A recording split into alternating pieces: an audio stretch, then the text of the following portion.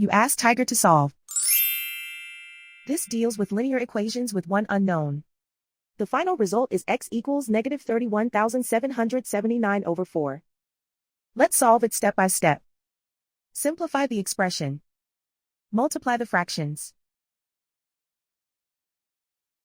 Break up the fraction. Simplify the arithmetic.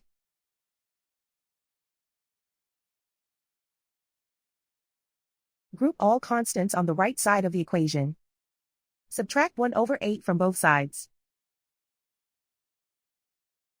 Combine the fractions. Combine the numerators. Reduce the zero numerator. Simplify the arithmetic. Convert the integer into a fraction. Combine the fractions. Combine the numerators. Isolate the L.